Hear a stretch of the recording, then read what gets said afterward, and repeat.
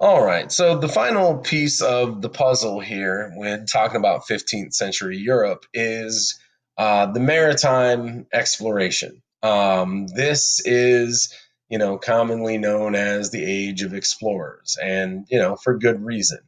During this time period, uh, Europeans, specifically Western Europeans, set out from Europe by boat to go find what they want out of the world. Okay. And what they want is resources. They want land.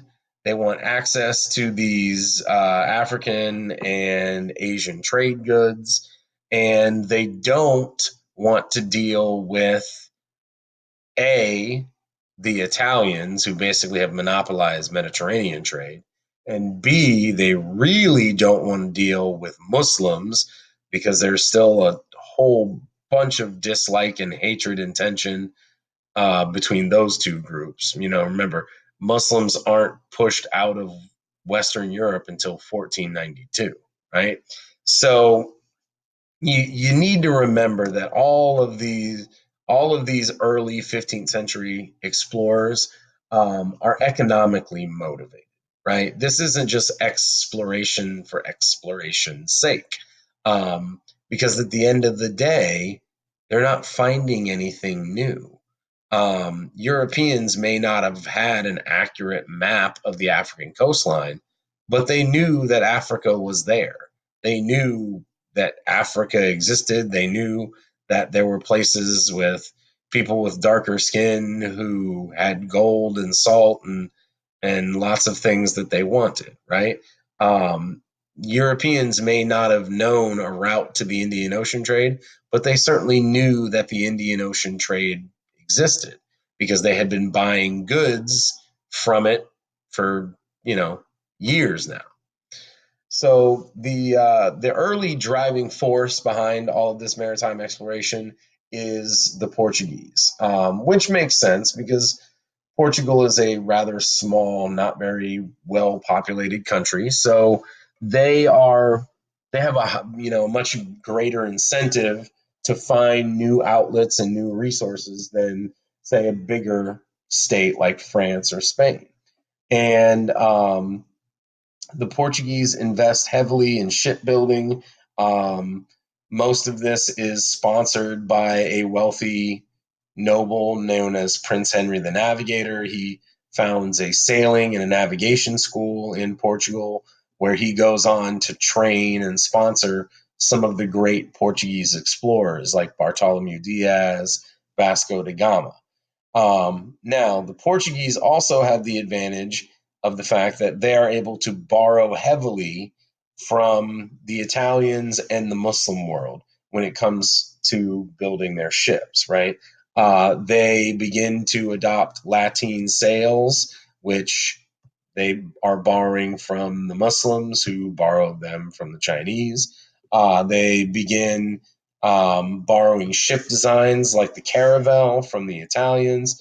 They borrow the astrolabe from the Muslim world, the magnetic compass from the Chinese, and all of this kind of combination of top of the line navigation technology, which again they suddenly have access to after hundreds of years, allows Portugal to gradually over the course of the 15th century push their way further and further south along the west coast of Africa, mapping out the coastline as they go.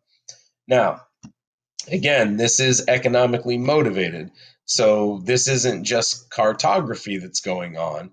The Portuguese also began establishing colonies, they began establishing trading posts, and this allows them to begin to export Western African goods to Europe quickly and cheaply without having to deal with camel caravans all the way across the Sahara Desert, which is going to increase the price of the goods, right? So they began exporting gold, salt, ivory, and at this point, on a very small level, slaves.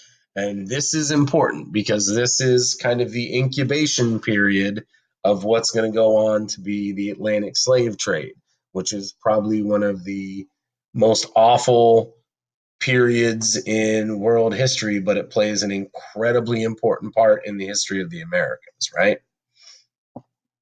Now, in 1497, an expedition under Vasco da Gama eventually is able to round the southern tip of Africa and make its way into the Indian Ocean. And over the next 10, 20, 30, 40 years, the Portuguese begin to establish essentially a monopoly over this South African route to the Indian Ocean. Um, they begin pirating and taxing merchant ships in the Indian Ocean trade. They begin extorting the smaller and weaker trading ports and cities. And essentially, they use all of this advanced borrowed technology as well as European advances in gun making and cannon making to really kind of become the dominant player in the Indian Ocean trade. Most of it by force, and it won't last long. The British and the Dutch are coming soon. But here's what really is important to remember about the Portuguese gaining access to the Indian Ocean. Number one, it begins to erode the importance and the monopoly of the Italian city states. Okay.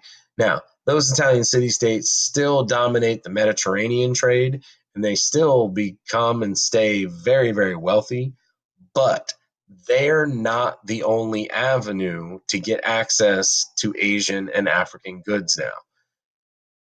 With Da Gama's success, the Portuguese now control the other outlet, right? So it's for the other states in Western Europe, it's kind of pick your poison here. Do you want to pay exorbitant prices to the Venetians, or do you want to pay exorbitant prices to the Portuguese? And because of that, Western European states, specifically Spain, begin to look for alternatives to avoid dealing with the Venetians and the Portuguese. And this is what's going to lead to Christopher Columbus and his 1492 sailing the ocean blue, which is going to connect Europe to the rest of the Western Hemisphere and the Americas, which is going to be probably the most earth shattering event of this class. But we'll get there when we get there, right?